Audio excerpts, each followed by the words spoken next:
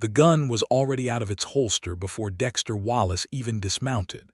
He had tracked her for 11 days across 3 territories, through dust storms that swallowed whole towns and creek crossings that nearly took his horse. And now here she stood on the porch of a modest but well-kept ranch house in the foothills of Colorado, staring at him with eyes that held no fear. That was the part that unsettled him. Every person he had ever hunted looked at him with terror in their eyes the moment they recognized what he was. The badge on his chest, the rifle across his saddle, the lean and deliberate way he moved, all of it announced his purpose before he ever opened his mouth. But Jennie Quinn was not afraid. She was standing with a wooden bucket in one hand and her dark auburn hair falling loose around her shoulders in the late afternoon light, and she was looking at him the way a person looks at a coming thunderstorm, with interest, maybe even a kind of resigned acceptance, but not with fear. "Jennie Quinn," he said. His voice was flat and professional, the voice he used for all of them. "I am a bounty hunter operating under a warrant issued out of Santa Fe, New Mexico. You are wanted in connection with the murder of one Gerald Ashford. I am authorized to bring you in, dead or alive." The words hung in the warm evening air. Still she did not move, did not run, did not reach for a weapon. And then the front door of the ranch house swung open with a sound like a crack of thunder, and Dexter Wallace turned his gun half a degree to the left because the man who stepped onto the porch was broad in the shoulders and carrying a Winchester rifle with the practiced ease of someone who had used one all his life. And his eyes were the color of a winter sky, pale blue and absolutely furious. "You put that pistol away," the man said, and his voice was low and deliberate and full of a kind of quiet danger that Dexter had learned, over years of working rough country, to take seriously. "This woman is on my land under my roof, and she has done nothing wrong. You want to take her anywhere, you are going to have to go through me first." Dexter Wallace did not put his pistol away. He looked at the man, then at the woman, then at the warrant folded inside his breast pocket that had the name Jennie Quinn written in black ink above the seal of the territory of New Mexico, and he felt, for the first time in a very long career, a sliver of something that felt dangerously like doubt. He had never doubted a warrant before. He did not know then what the next 3 weeks would cost him, what truths would be forced out into the open like splinters worked free from old wood, what that woman with the auburn hair and the unbothered eyes would do to the careful and ordered life he had built around himself like a fortress. He did not know that the warrant in his pocket was built on lies, that the man beside her would become more important to him than any principle he had ever stood on, and that everything he thought he knew about justice and guilt and innocence was about to be pulled apart and put back together in a shape he would not recognize.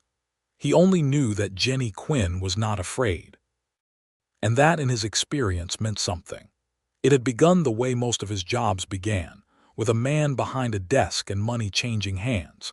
Dexter Wallace had ridden into Santa Fe on a Tuesday in late September of 1878, his bay horse Dusty, and tired from 3 weeks on the trail after a cattle thief named Pete Colburn, who had turned out to be hiding with relatives in Albuquerque. The job had been clean and uncomplicated. Most of his jobs were. He was 31 years old, and he had been doing this work since he was 23, and he was very good at it, and the uncomplicated nature of the work suited him the way silence suits a man who has seen too much noise. He had grown up in Missouri, the son of a blacksmith who believed in hard work and not much else. His mother had died when he was 9, and after that it was just his father and the forge and the ringing sound of iron being shaped.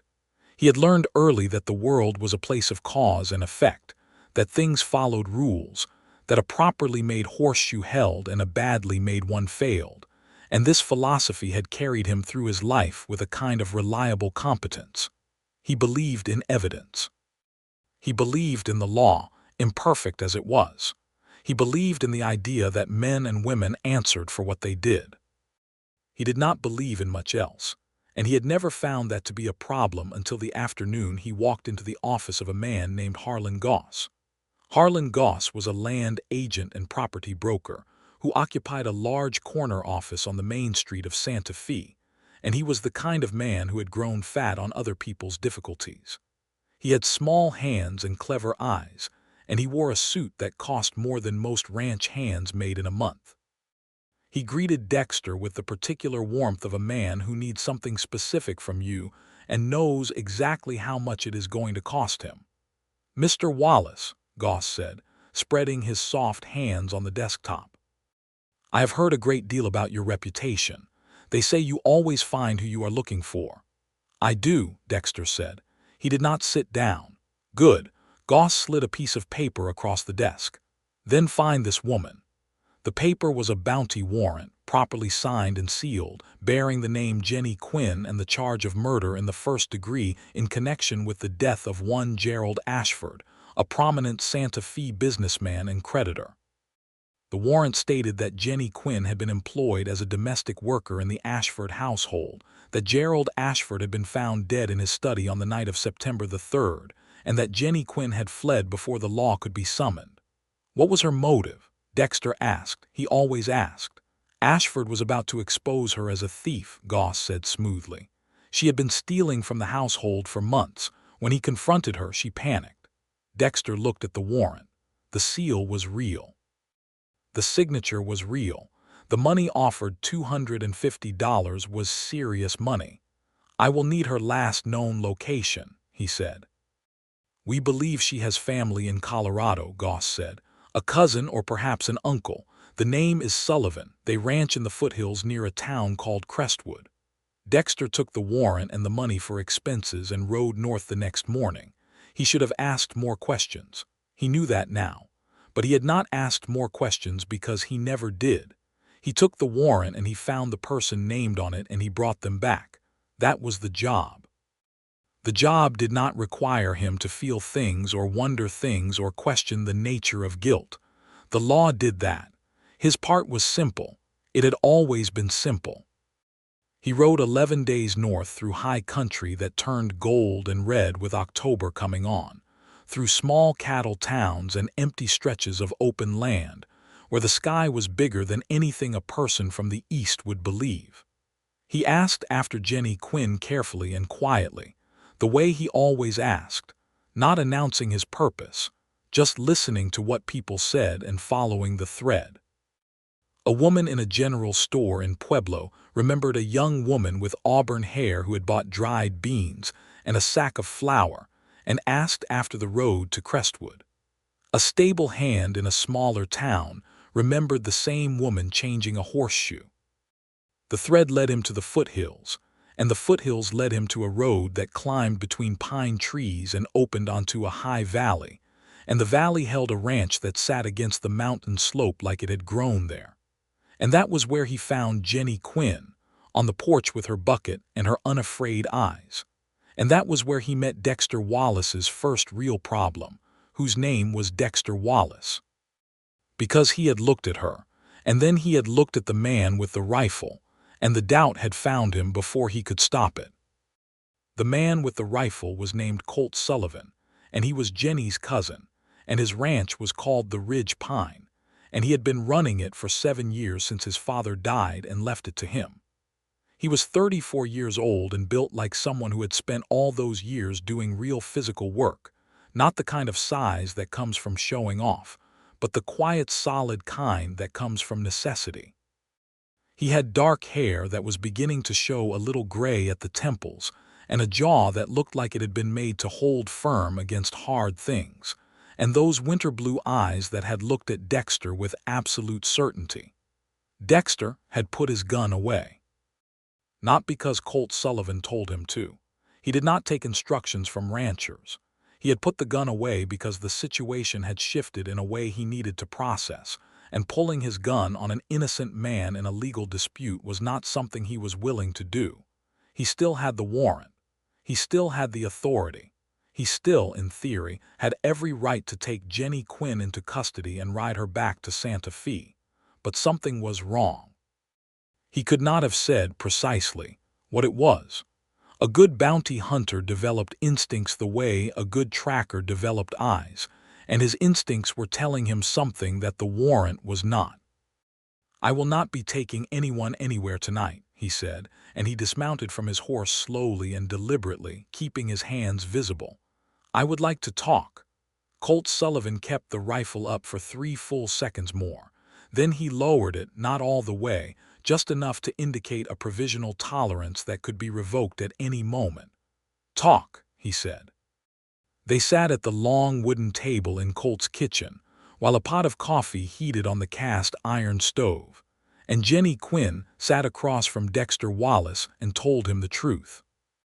She told it the way people tell things they have been keeping inside for a long time, not all at once, not neatly, but in the way a dam gives way, slowly at first and then all at once.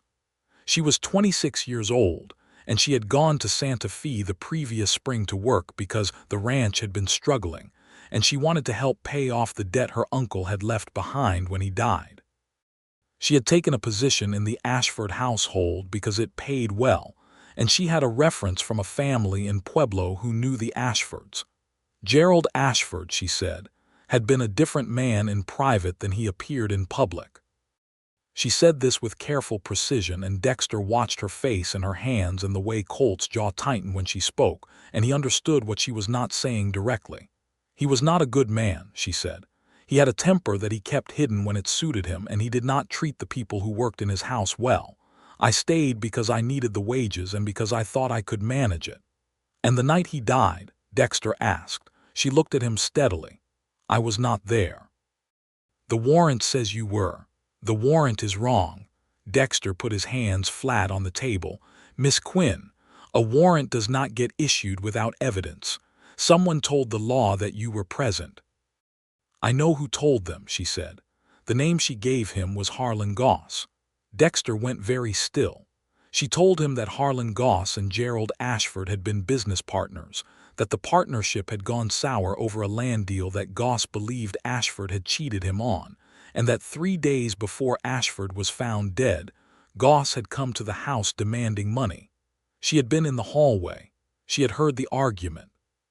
She had heard Goss's voice rise into something ugly and cold, and she had heard him say things that a man says when he has made up his mind about what he is going to do. "He saw me in the hallway," she said. "He knew I had heard. And then Ashford was dead, and I was the one they were looking for." Dexter sat with this for a long moment. Colt Sullivan said nothing. He sat at the end of the table with his big hands wrapped around his coffee cup and his eyes on Dexter's face with an expression that said clearly that whatever Dexter decided to do next, he had already made his own decision and it was not going to change. "Can you prove any of this?" Dexter asked. "There is a woman named Maria Reyes," Jennie said. "She worked in the house as well. She saw Goss that night. She knows what I heard. But she is afraid because she has no papers and Goss knows it, and he has people in Santa Fe who could make things very difficult for her." Dexter stood up. He walked to the window and looked out at the dark valley and the stars beginning to come out over the mountains. The warrant in his pocket was $250. The doubt in his chest was something else entirely. He turned around. "I am not taking you in tonight," he said. "I am going to look into what you have told me. If it checks out, then you have nothing to worry about," Colt Sullivan said. "And if it does not check out," Dexter met those winter blue eyes, "then we will have a conversation about that when the time comes." He slept in the barn that night, on clean hay, with his rifle within reach and his mind turning over everything Jennie Quinn had told him in the slow and methodical way. He turned over all information, looking for the places where it held and the places where it did not. It held. He did not want it to hold. A warrant that held meant a straightforward job and a clean ride back to Santa Fe. A warrant that did not hold meant complications and risks, and the possibility of making enemies of powerful people who had the resources to make his life difficult. Harlan Goss was exactly the kind of man who had those resources. But the story held. The details were specific and consistent, and she had told it without hesitation or evasion. And in his 8 years of this work, he had developed a reliable ability to recognize a fabricated story versus a true one. and Jennie Quinn was telling the truth. He lay in the hay and thought about Maria Reyes, who was afraid, and about the way Goss had laid the whole thing out so neatly: the domestic worker, the theft allegation, the convenient flight, and he thought about how easy it was to make an innocent person look guilty if you had money and connections and no conscience. He thought about the way Jennie had looked at him on that porch. Not afraid. He fell asleep sometime after midnight and dreamed, which was unusual for him, because he was not generally a man who remembered his dreams. He did not remember this one either, but he woke up with the strange sensation of having been standing on the edge of something very large, and the morning light was coming in golden through the gaps in the barn boards, and somewhere close a rooster was announcing the day with great self-importance. He washed his face at the pump and went to the house. Colt Sullivan was already at the stove, making breakfast with the practiced efficiency of a man who had been cooking for himself for years.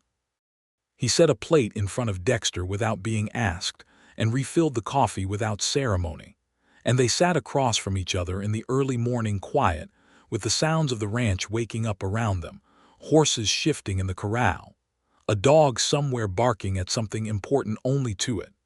And Dexter thought that there was something honest about this kitchen, about this whole place, that was hard to find in Santa Fe or most anywhere else he traveled. "You are going to go back and look into it," Colt said. It was not a question. "I am," Dexter said, "and Jennie stays here." "She stays here," Dexter confirmed, "but I need your word she will not run." Colt looked at him with those eyes that said very plainly what he thought about the nature of the request, and then he said, "Jennie Quinn does not run from anything. She never has. That was never the problem." Dexter looked at the man across the table and thought, not for the first time, that Colt Sullivan was someone he would want on his side in a bad situation. There was a quality about him that was difficult to name precisely, not just physical strength, though that was present, and not just stubbornness, though that was very much present, but something more like the quality of a thing that has been tested and has not broken. It was the quality of a man who had endured hard things and chosen to remain decent anyway, and in Dexter's experience that was rarer than most people knew. "What do you know about Harlan Goss?" Dexter asked. Colt refilled his own coffee. "More than I would like. He has been buying up land in this part of Colorado for 3 years. He works through intermediaries, buys from families when they are in debt or desperate, always at prices below what the land is worth. He tried to buy this ranch 2 years ago after my father died, and I was figuring out whether I could keep it going." "You told him no." "I told him something shorter than no," Colt said, and there was a dry humor in it that surprised Dexter into a brief smile. "He has a lot of money and not a lot of principle," Dexter said, "which makes him dangerous." "He has dangerous friends, too," Colt said. "Some of the men he uses to pressure landowners are not the kind of men who worry overly much about the law." Dexter turned this over. "How long has Jennie been here?" 5 weeks. "She rode up one night in the dark with nothing but the horse and what she could carry. She told me what had happened, and I believed her without reservation, because I have known Jennie her whole life and she is not capable of what they are accusing her of. You knew her well when you were children. Her family lived 2 days' ride from us when we were growing up. Our fathers were brothers. When her parents died of the fever, she was 13, and she came to live with us for 2 years before she was old enough to manage on her own." He paused. "She is the bravest person I know." There was something in the way he said it, carefully, factually, like a statement he had examined from every angle and found to be simply and completely true, that stayed with Dexter in a way he was not entirely comfortable with. He rode out that morning, heading back south toward Santa Fe. It took him 4 days to reach it, and in those 4 days he thought about the case constantly and about Colt Sullivan and Jennie Quinn intermittently, and he tried to keep the two categories separate, which was the professional thing to do. He found Maria Reyes on the 5th day. She was not difficult to find once he understood where to look, which was in the community of Mexican families who lived on the south edge of Santa Fe, in a neighborhood that the city's wealthier residents preferred not to think about. She was a small woman in her 50s with hands that showed decades of hard work and eyes that showed the particular wariness of someone who has learned that the wrong kind of attention is very expensive. She did not want to talk to him. He had to sit with her for 2 full hours, in her small kitchen with her daughter listening from the next room and the smell of chili peppers and corn tortillas in the air, before she began to speak. And when she did, everything Jennie had told him was confirmed and then exceeded. Maria Reyes had not only seen Harlan Goss at the house the night Gerald Ashford died. She had seen him leave Ashford's study at a time that, based on what the doctor later said about the time of death, placed him in that room within an hour of Ashford's death. She had seen him leave in a hurry, pulling on his coat. She had heard the door slam. She had gone to check on Mr. Ashford and found him collapsed behind his desk, and she had run for help. And by the time people started asking questions, Goss had already had a conversation with the sheriff's deputy, and the story about Jennie Quinn was already in place. Jennie had not even been in the house that night. She had been given the evening off and had gone to visit a woman in town named Clara Hatch who could confirm she had been there until well past 9 o'clock, which was before the earliest estimate of Ashford's death. Dexter sat with this information and felt something that was not precisely anger, but was in the same family, a cold, clear fury at the deliberate construction of an innocent person's ruin for the sake of concealing someone's crime. He spent 2 more days in Santa Fe, moving carefully and quietly, visiting the county recorder's office, the sheriff's office, the office of the territorial judge, asking questions in the particular way he had learned to ask them, not confrontationally, not announcing what he suspected, just following threads. What he found in the public records was a pattern of land transfers over 3 years that, if you looked at them the right way, told the story of Harlan Goss acquiring significant portions of Colorado ranch land through a series of what appeared to be legitimate transactions, but which, when you looked at the timing and the circumstances, had a consistent pattern of desperate sellers and below-market prices. And in 2 of those transactions, the sellers had faced sudden and inconvenient legal trouble shortly before agreeing to sell.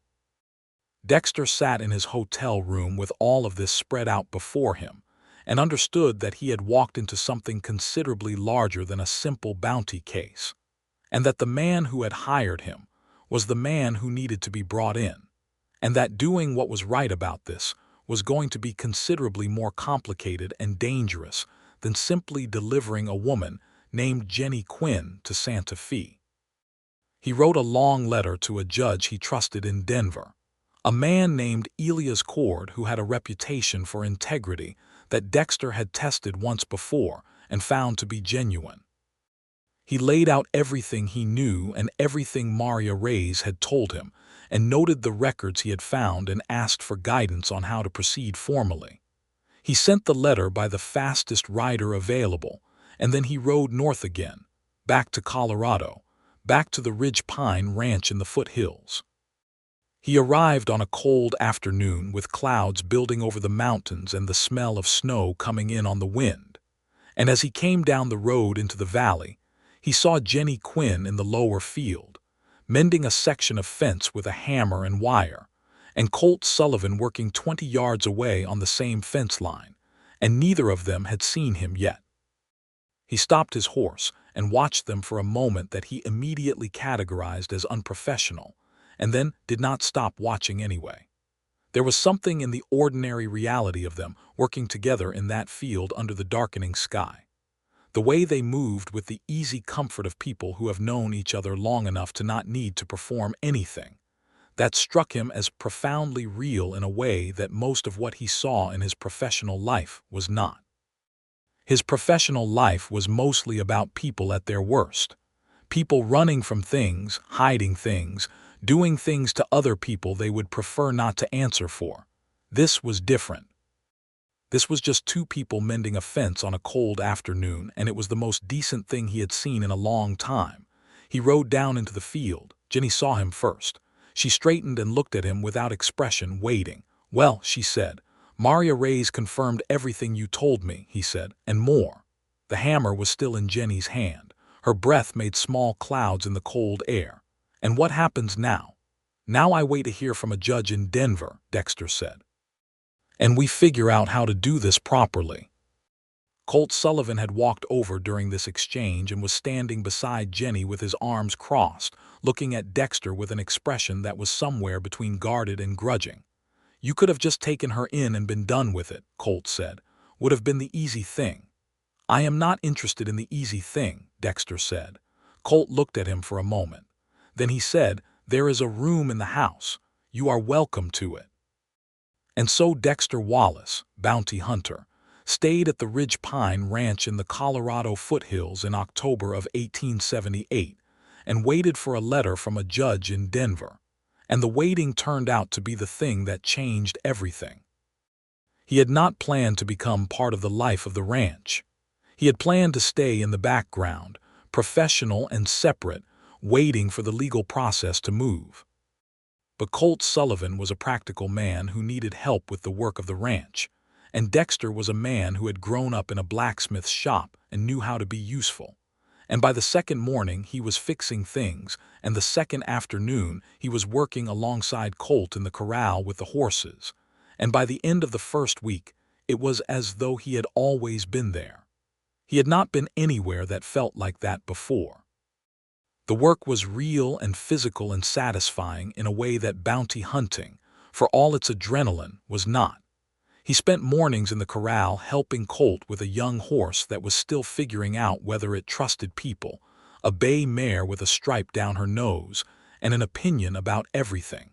He spent afternoons on whatever needed doing.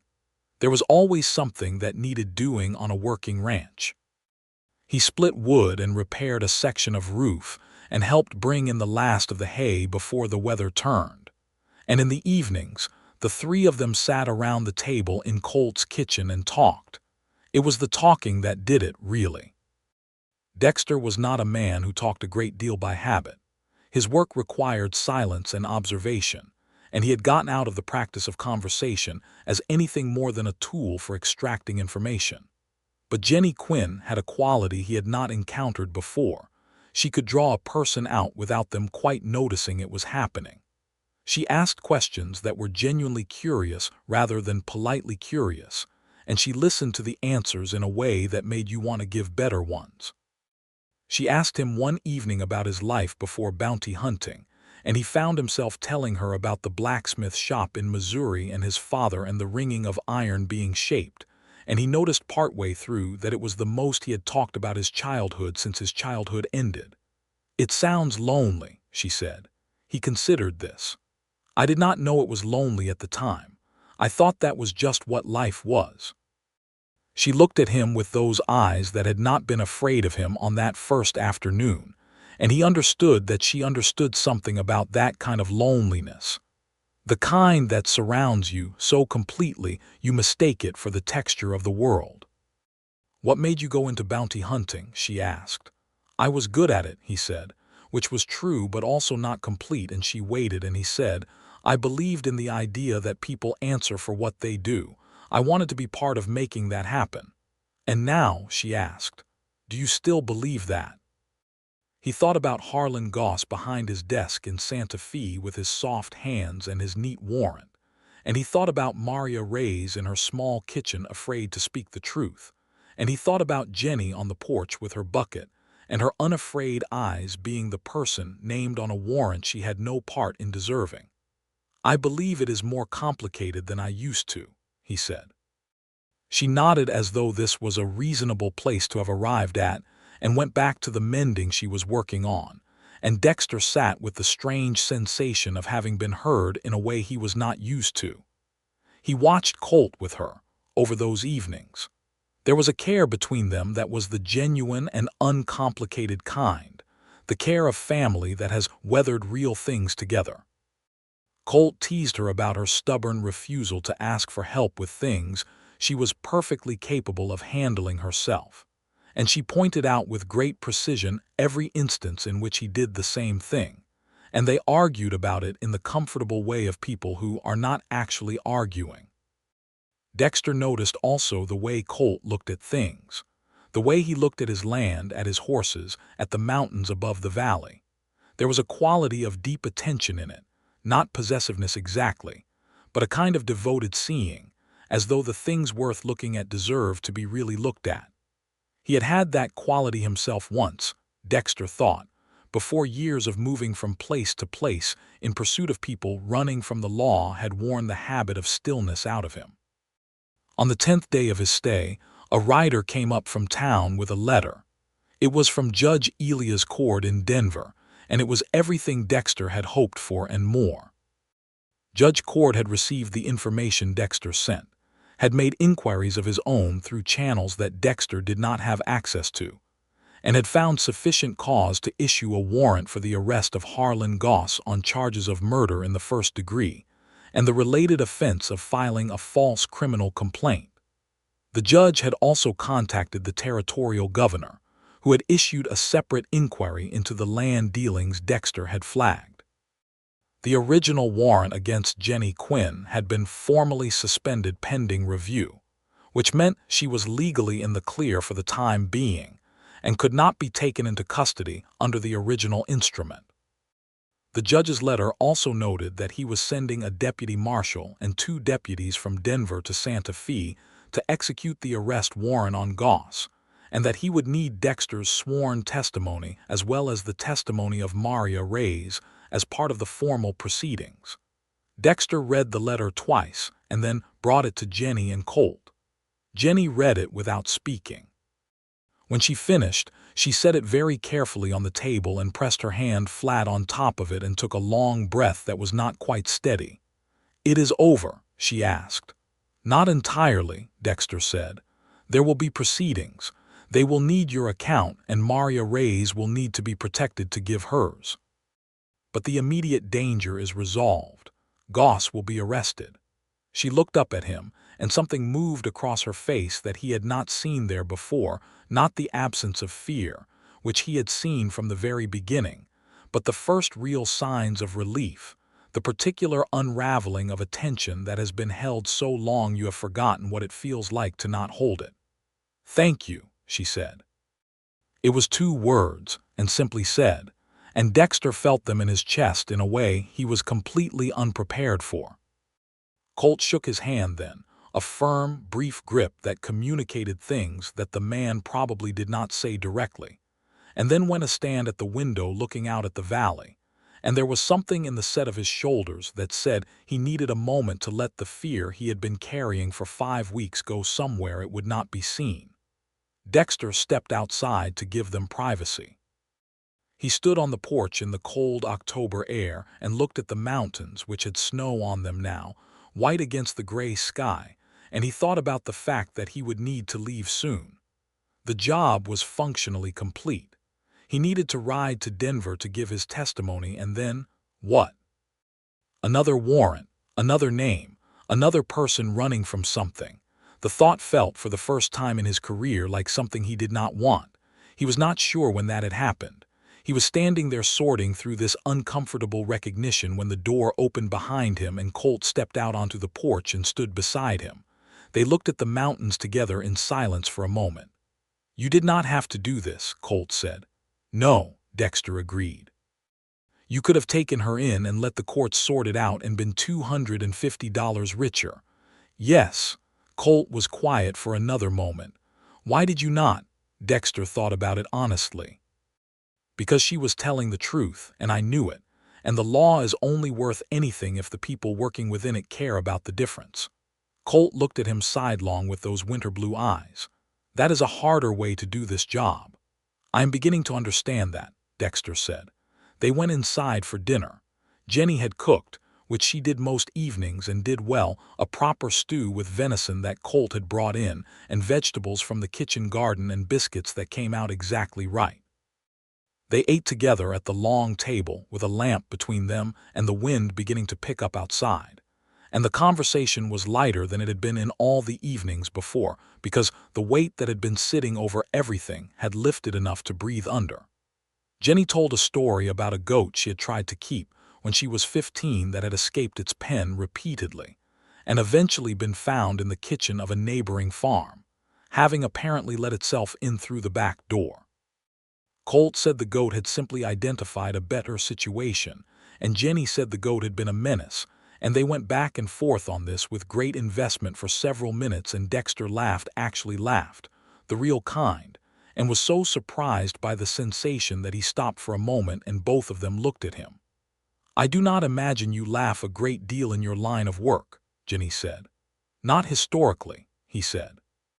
She smiled at him, and it was the kind of smile that did not perform itself.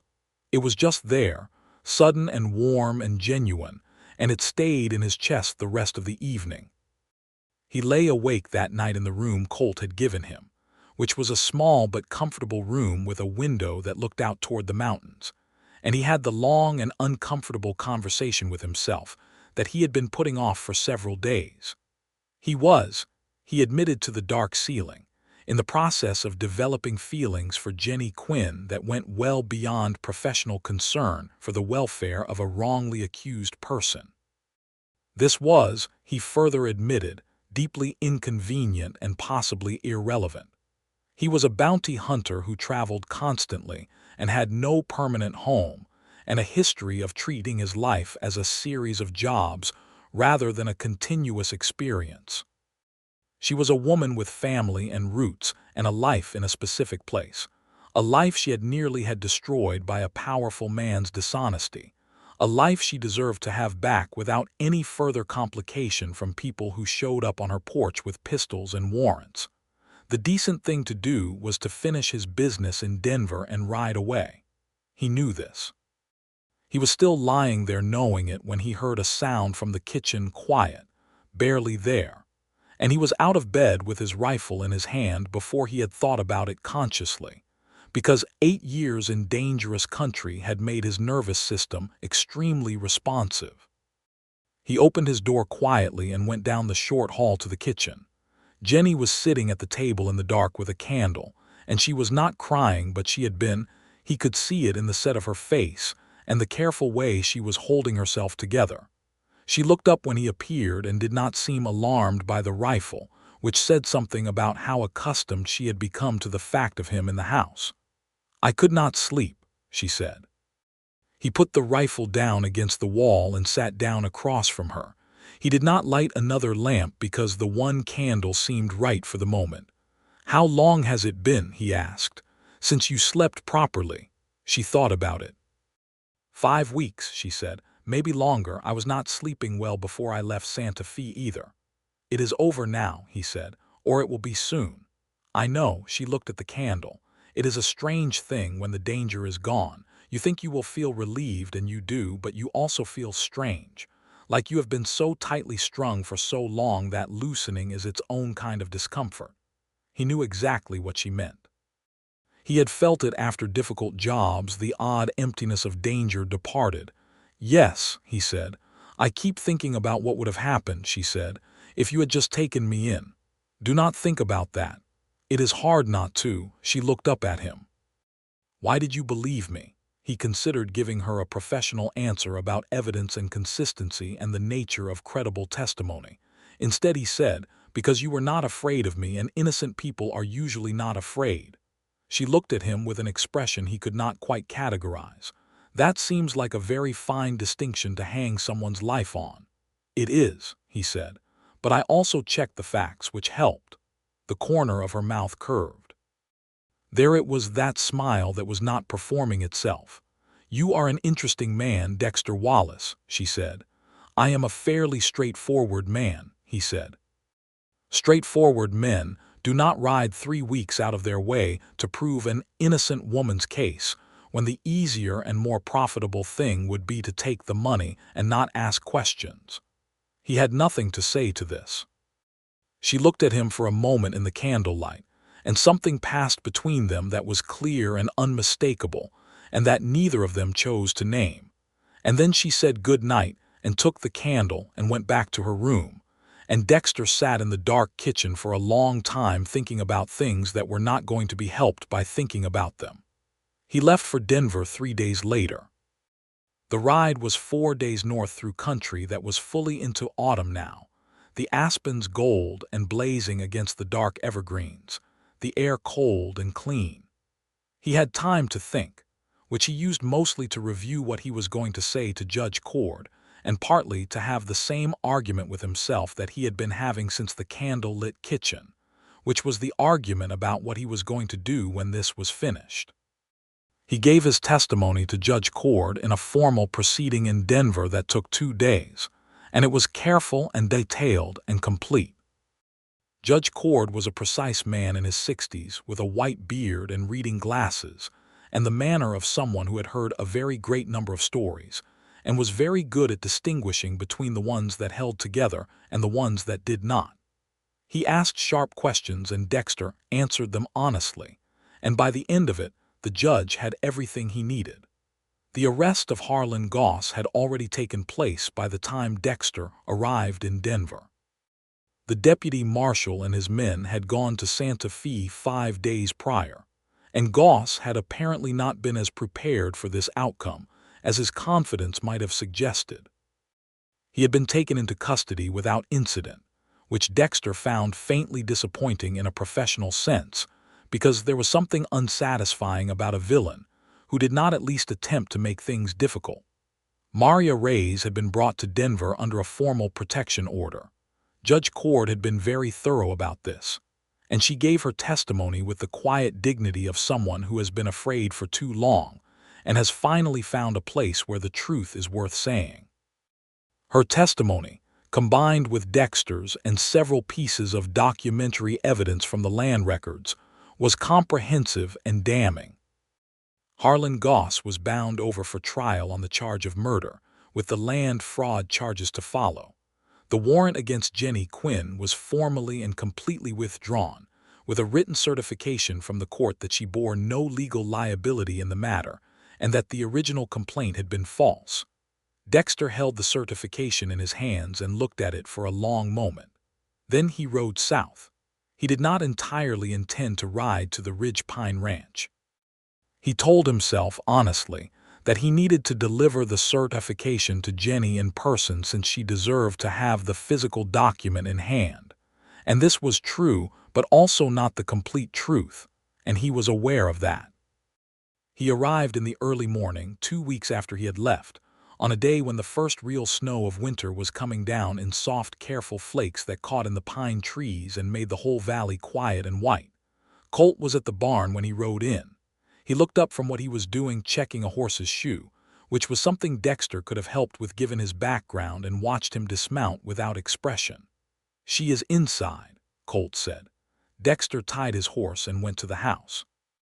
Jennie was at the stove, and she turned when he came in and looked at him with those eyes, and before he said anything she said, "It is done." He held out the certification.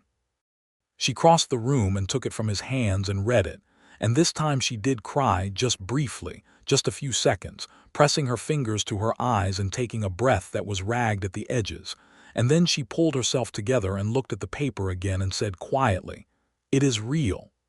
"It is real," he said. She looked up at him.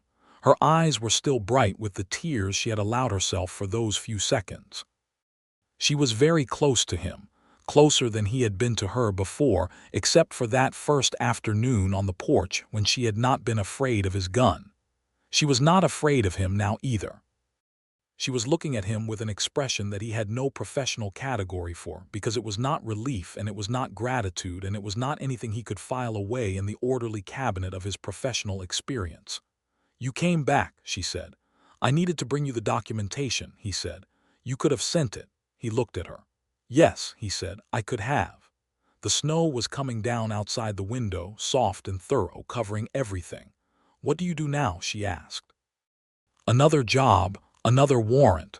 "That is what I do," he said, but he did not say it with the certainty he would have said it 3 weeks ago. She was quiet for a moment and then she said, "You could stay." He went very still. "I mean it practically," she said, but her voice was not entirely practical. "The ranch could use another hand through the winter. Colt works himself half to death trying to keep everything going. You know horses, you know how to work. It is not, I am not suggesting anything that is not your choice to make freely. He looked at her for a long time. Outside, the snow fell. The stove ticked with heat. Let me talk to Colt, he said. The conversation with Colt happened that afternoon in the barn, with the horses quiet around them and the snow making the world outside the barn doors soft and dim. It was not the conversation Dexter had expected, which was a conversation about whether he was going to step aside or press his case, the kind of conversation two men have when they both have an interest in the same woman. Instead, Colt leaned on the wall beside his horses and said, "She told me this morning that she asked you to stay." "She did," Dexter said. "And what did you say?" "I said I would talk to you." Colt was quiet for a moment, and then he said something that surprised Dexter considerably. "She has been alone a long time."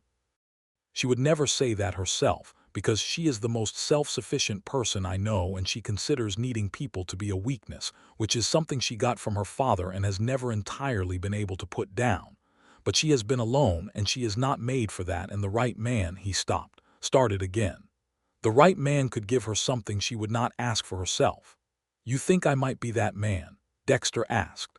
"I think you came back when you did not have to," Colt said. "I think you spent 3 weeks fighting a battle that was not yours to fight because it was the right thing to do. And I think she has looked at you differently since the first night in the kitchen, and Jennie Quinn does not look at people differently without reason." Dexter thought about all the years of moving, all the warrants, all the jobs, all the clean, uncomplicated work of finding people and bringing them back, the life that had suited him because it required nothing of him beyond competence. "I do not know how to stay in one place," he said. "Most men do not until they find the place worth staying in," Colt said. He went back inside. Jennie was at the table with the certification in front of her, reading it again, or maybe just having it in her hands. She looked up when he came in. "Well," she said. "I will stay through the winter," he said. "After that we will see what makes sense." She looked at him, and something settled in her expression, something that had been held tight releasing in a careful, considered way. "Through the winter," she said. "That is a beginning." "That is a beginning," he agreed. Winter in the Colorado foothills was a different world than anything Dexter had known. The snow came in earnest in November, and the valley became a hushed and white and beautiful place. The mountains above it sharp and bright against cold blue sky on clear days, and invisible behind heavy clouds on the days when the wind drove fresh snow across the open ground in long white curtains. The work of the ranch changed with the season but did not stop. There were animals to feed and water even in the coldest weather, fences to check and maintain, equipment to repair in preparation for the spring. Dexter threw himself into it with more genuine engagement than he had felt in any work since childhood, and he noticed that the physical reality of it, the cold air and the weight of things, and the straightforward logic of what needed to be done next, quieted the part of his mind that had been restless for years. He and Colt developed the easy rhythm of men who work well together, which is a particular and valuable thing. The kind of wordless coordination that means you hand someone the right tool before they have asked for it, or take the other end of something heavy without being asked. He respected Colt Sullivan enormously. He came to realize over those months, not just for the practical competence and the physical endurance, but for the quality of the man underneath.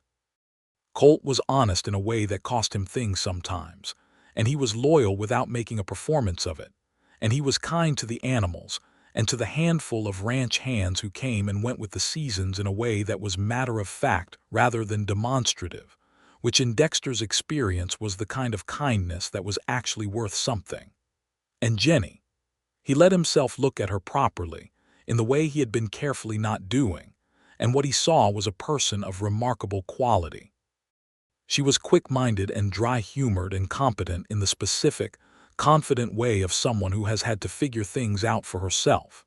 She read whenever she could get her hands on books, which was not as often as she would have liked, and she had opinions about what she read that were sharp and well-reasoned and sometimes surprising.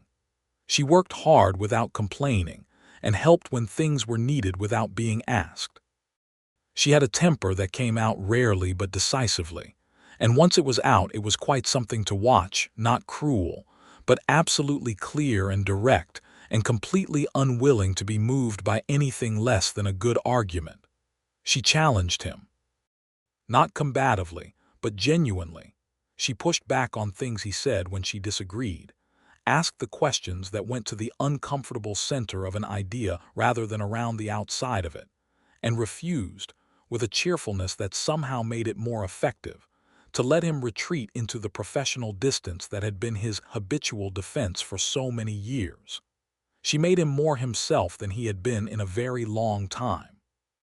One evening in December, deep in the winter with the snow piled high against the barn and the temperature outside savage, they sat together in the kitchen after Colt had gone to bed with a book, and the fire was going and the lamp was low, and Jennie was reading something and Dexter was cleaning one of the rifles in the careful way he always maintained his equipment, and the silence between them was the very good kind, the kind that does not require filling. After a long time she said, without looking up from her book, "Tell me something you have never told anyone." He looked at her. "That is a large request." "You do not have to if you do not want to," she said. "But I have been telling you things for 2 months and you are still largely mysterious, which I find interesting, but I would find you more interesting if you were slightly less so." He thought about it seriously. "I almost quit," he said. 3 years ago. I was working a job in Texas, tracking a man who had killed his wife and 2 children and run. I found him in 3 days, which was fast, and I brought him in and he was convicted and hanged, and the whole thing worked exactly the way it was supposed to work. And I sat in my hotel room the night after the verdict and felt nothing. Not satisfaction, not justice served, nothing. And I thought, this is what I do and it does not give me anything anymore. And I thought about quitting. She had put down her book. She was looking at him with her full attention. "But you did not," she said. "No, because I did not know what else to do, and because I told myself that feeling nothing was professional. That good work does not require you to feel things. That was easier than admitting that the work had stopped meaning what I needed it to mean." She was quiet for a moment. Then she said, "When did it start meaning something again?" He looked at her. She looked back at him, steady and clear, and she knew the answer before he gave it, and they both knew she knew it. "About 11 days north of Santa Fe," he said. She smiled, and this time it was the full one, the uncomplicated, genuine happiness of it, and he set the rifle down and leaned forward and kissed her for the first time, gently and without hurry, the way a person kisses someone when they have been thinking about it for a long time, and are not willing to rush a moment they intend to remember. She kissed him back the same way. When they broke apart, she was still smiling, and he thought that was probably the best thing he had ever seen. "You are going to have to stop being mysterious," she said, "as a condition of this." "Noted," he said, "and you are going to have to stop leaving." He looked at her. "I am not sure the work, not forever," she said. "I know that you will have jobs. I am not asking you to be someone different. I am asking you to come back.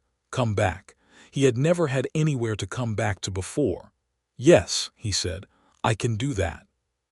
They told Colt the next morning, which was largely unnecessary as Colt had apparently been observing the trajectory of things with some patience, and said only that it was about time, and would Dexter please consider formalizing his involvement in the ranch operations, because he was tired of saying thank you for work being done by someone who was technically a guest. Dexter found this, in its practical and affectionate bluntness, the most genuine welcome he had ever received. Spring came slowly, the way it does in high country in fits and starts, warm days that melted the top of the snow and cold nights that froze it again, until gradually the balance tipped and the world began to turn green. The valley came alive in a way that Dexter had not been there to see before, and he found that he looked at it the way Colt looked at his land, with that quality of deep and devoted attention, the looking that says, "This matters to me. This is worth seeing." He took one job in the spring. A straightforward case, a man wanted for bank robbery who was known to be in the area south of Denver. He was gone for 3 weeks and found the man and brought him in cleanly and professionally. And the entire time he was gone, he was aware, at a steady low hum, of the direction of his return. Not restless to leave, ready to go back. He rode into the valley on a warm evening in April with the aspens leafing out pale green, and Jennie was in the kitchen garden, and she straightened up and shaded her eyes and watched him come down the road. And when he was close enough, she walked toward him and he dismounted, and they met in the middle of the yard. And she put her arms around him in a way that was quiet and complete, and said nothing, but communicated everything. He held her for a long moment with his chin on the top of her head. "Everything went well?" she asked. "Everything went well," he said. She pulled back and looked at his face in the careful way she had of looking at him when she wanted to know how he really was, and whatever she saw seemed to satisfy her, because she nodded and took his horse's reins. "Come eat something," she said. "Colt found the most terrible recipe for cornbread and has been trying it for a week with increasingly disappointing results. He needs an honest opinion, and I am too kind-hearted." "You are not remotely too kind-hearted," he said. "You are right. I have just been enjoying watching him try," she said, and led the horse toward the barn, and Dexter followed her, smiling in the warm April evening coming home. He asked her to marry him in May, on the porch in the late afternoon with the mountains gold in the evening light. He had not planned a speech. He had thought about a speech for 2 weeks, and everything he thought of seemed inadequate to the reality of what he meant, so he said it plainly, that he wanted to stay, that the ranch and the valley and the work and most of all her, that this was what he wanted his life to be. That he would take jobs sometimes, because he was good at it, and because bringing the guilty to account still meant something to him, but that he would always come back, and that coming back to her specifically was what made it worth going anywhere. She said yes before he had quite finished, which was typical of her, and then she said, "You could have done that in December." "Probably," he agreed. "I would have said yes then too. I know, I needed to be sure I deserved it."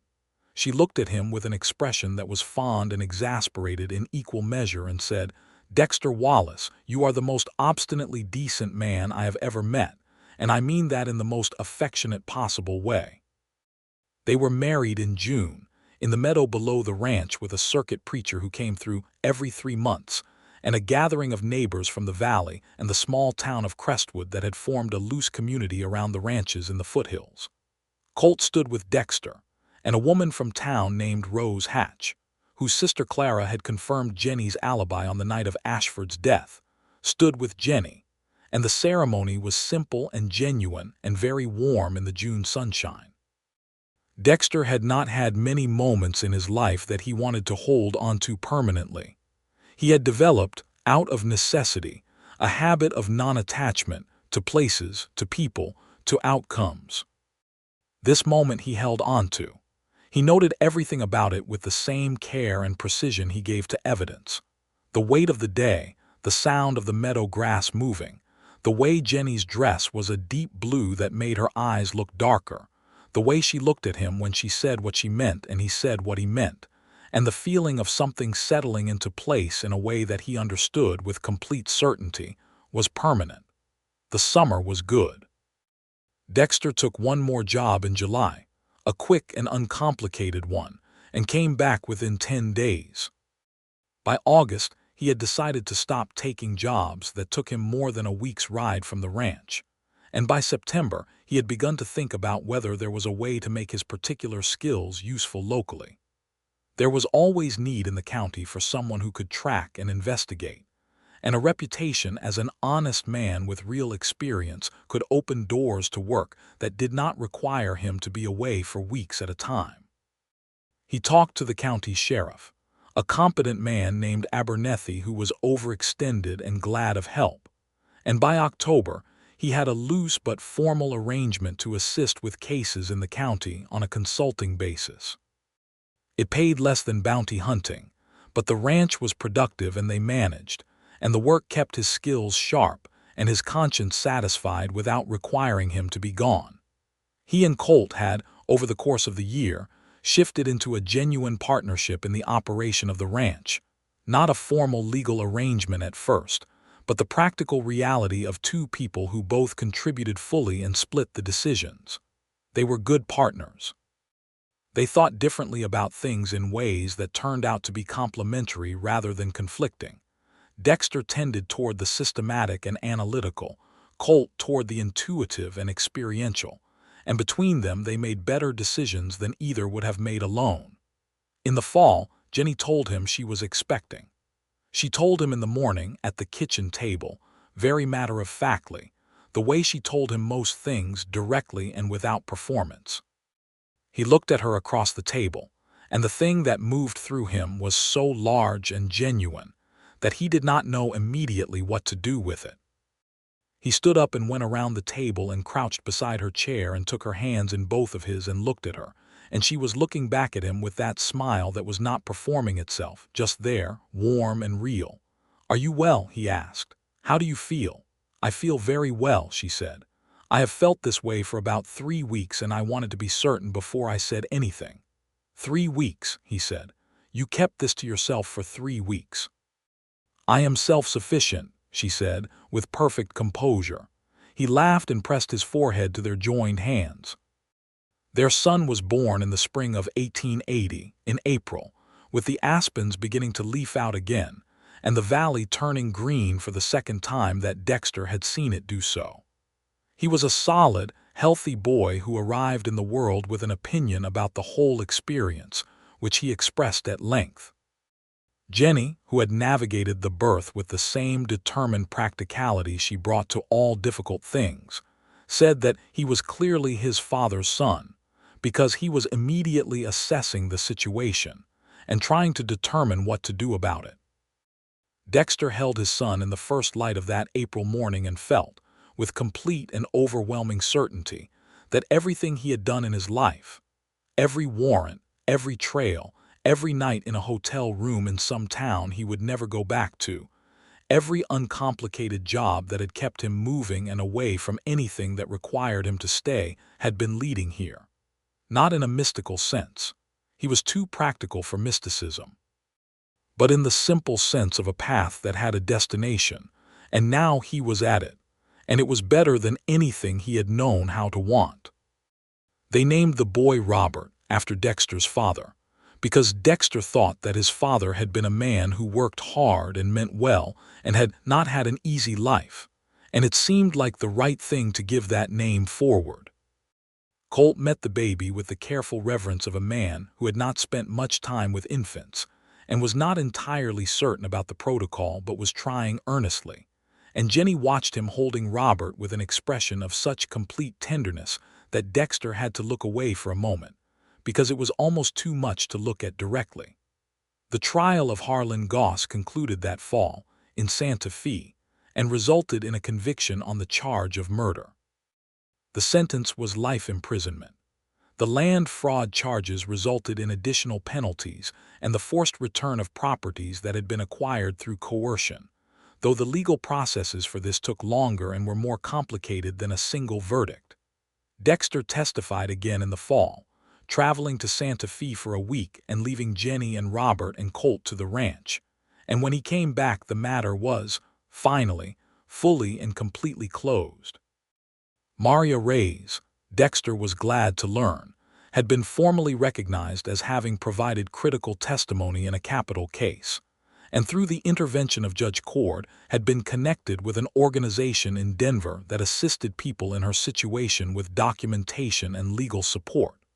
She had, by the time of the verdict, found more stable ground and a measure of safety she had not had before. Dexter felt this was the correct outcome and said so in a letter to Judge Cord, who replied that in his experience the correct outcome was rare enough to be worth noting when it occurred.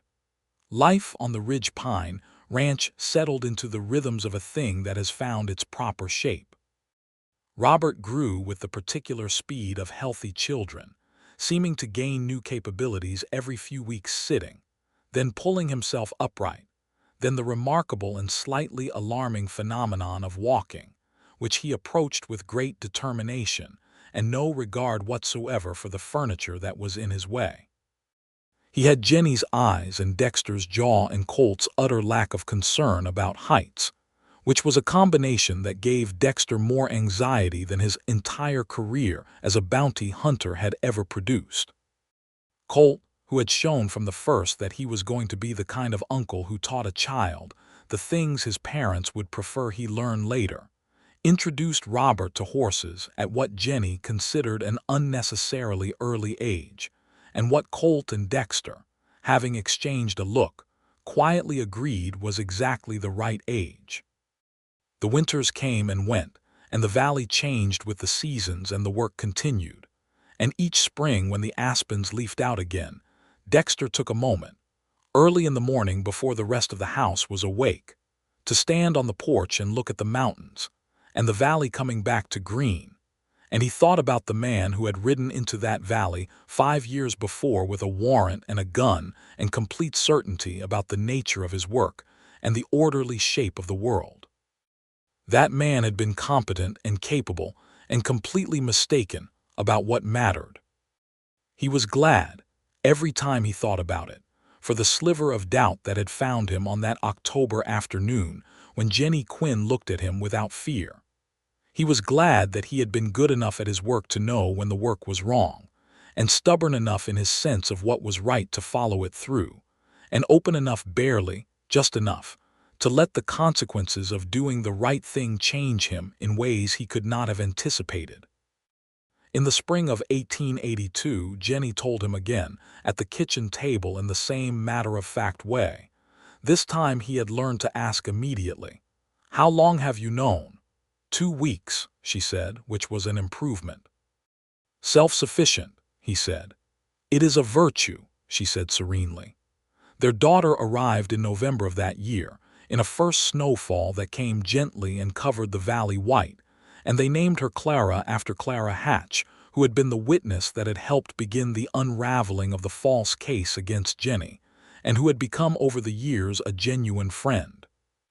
Clara arrived in the world with a great deal less to say about it than her brother had, which Jennie said meant she was clearly her father's daughter, observing and assessing before committing to an opinion. Dexter said he was choosing to take that as a compliment. "It absolutely is one," Jennie said. The 4 years after that were, in the accounting of Dexter's life, the years in which everything that had been in motion arrived at where it was always going to land. Robert grew into a serious and curious boy who wanted to know how everything worked, a quality that delighted Dexter and periodically exhausted Jennie. Clara grew into a child of profound opinions, who expressed them with the particular fearlessness that Dexter had first recognized in her mother on a porch in October, and had loved from that moment, though he had not known it yet. The ranch grew in a measured way, not dramatically, not beyond what they could manage with care, but consistently, adding a few head of cattle, improving the breeding of the horses, maintaining and repairing and improving the land with the patience of people who intend to be there for a long time. Colt, who had been running the Ridge Pine Ranch alone for 7 years before Dexter arrived, seemed to breathe more easily with 2 of them to carry it, and there was a lightness in him that had not been there before that Dexter thought was what a man looks like when the weight he has been carrying for a long time finally becomes the weight of 2. Colt, in 1883, met a woman in town named Ada Greer who ran the postal office with great efficiency and a dry sense of humor that matched his own, and who had the additional quality of being utterly unimpressed by his stubbornness, which Dexter thought was probably a practical requirement for anyone hoping to spend their life with Colt Sullivan. He watched the courtship with the same interested attention that Colt and Jennie had given to his, and felt a deep satisfaction in it that surprised him with its warmth.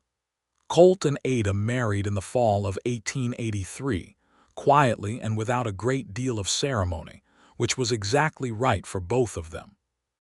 Ada moved to the ranch and took to the life of it with the practical competence of someone who has always known how to be useful in whatever context she finds herself, and the household at Ridge Pine expanded into something that was, unmistakably, a family in the full sense. 4 adults and 2 children, and the particular happiness of a life built carefully and maintained with intention. On a clear evening in September of 1884, Dexter stood on the porch of the ranch house, the same porch where he had dismounted 6 years before with a gun already in his hand and the clean certainty of a simple job, and watched the sun go down behind the mountains. Robert was inside with Colt, learning something about the mechanism of a rifle that Dexter had deemed age-appropriate and Jennie had deemed debatable, and the sounds of that conversation drifted out through the open window with the warm kitchen smell of dinner cooking. Clara was in the yard below the porch, engaged in a conversation with the ranch dog that appeared, from Clara's end of it, to be highly important. Jennie came out and stood beside him. She put her hand on his arm and looked at the mountains and the last light going orange and gold on the snow at the peaks. "You are thinking about something," she said. "I am thinking about something," he confirmed. "Anything alarming?" He said, "The opposite." She looked at him sidelong. "I am thinking about October of 1878, he said. "I rode into this valley with a warrant and a pistol and 11 days of certainty that I was doing a simple and uncomplicated job. And you were standing on the porch with a bucket and you looked at me and you were not afraid." "I was a little afraid," she said. He looked at her. "You were not." "I was afraid of what might happen," she said. "I was not afraid of you specifically." "There is a difference." "There is," he agreed. He covered her hand with his. They stood there together while the light went off the mountains and the stars began to come out, one at a time and then all at once, the way they do at altitude, brilliant and close. Clara had finished her conversation with the dog and was now lying on her back in the yard looking at the stars with the total absorption of a child who has just discovered something enormous about the world. From inside, Robert's voice rose in argument about something, and Colt's voice responded with the particular tone of a man who finds the argument interesting and is engaging with it genuinely rather than simply laying down the law, which was one of the things Dexter most valued about Colt as an uncle. Jennie squeezed his arm. "Simple and uncomplicated," she said, with the warmth in it that had nothing of teasing and everything of genuine happiness.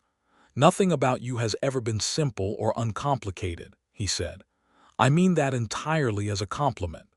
She laughed, the real laugh, the full one, the one that he had been finding reasons to produce for 6 years because it was the best sound he had ever heard. He pulled her close and held her against him in the evening cold, looking at the mountains and the stars and his daughter in the yard below and the lit window of his home, and he thought about cause and effect, about the way things follow from other things, the way a horseshoe properly made holds and a badly made one fails, the way a man's life turns on the choices he makes, and the moments when he chooses to doubt himself, and the moments when the doubt turns out to be the wisest thing in him.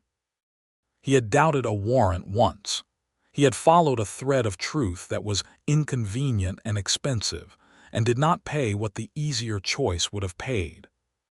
He had let a sliver of uncertainty find him in the presence of a woman who was not afraid, and that sliver had opened into the whole of everything standing here around him now. This valley, this ranch, this sky, these children, this woman beside him who was still, after 6 years, looking at things he had not had the courage to look at, and asking questions he had not known how to ask, and making him more himself than he had ever managed on his own. He was not a mystical man, and he did not believe in things working out because of fate or design. He believed in cause and effect. He believed in the choices people made.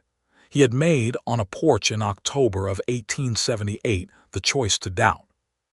And it had led here to all of this, to a life he had not known enough to want until he was standing in the middle of it, and the evening stars were out, and Jennie Quinn, Jennie Wallace, was warm against his side, and he was home. Clara called up from the yard, "Papa, there is an enormous star and it is moving." "That is a planet," he called back. "Which one?" He thought about it. "Saturn, most likely at this time of year." There was a pause. "How do you know that?" "Because I spent a great many years sleeping outside," he said, "and I learned to pay attention to the sky. Another pause. "Can you teach me?" "Tomorrow night," he said. "We will bring the blankets out and I will teach you everything I know." He felt Jennie smile against his shoulder. "Everything you know might take more than one night," she said quietly. "Then we have plenty of time," he said, and they did. They had all of it, all the nights ahead, all the seasons turning in that high valley, all the ordinary and extraordinary time of a life lived with intention and care, and the deep and steady happiness of people who have found the thing they did not know they were looking for and have had the wisdom, at the moment of finding it, to stay.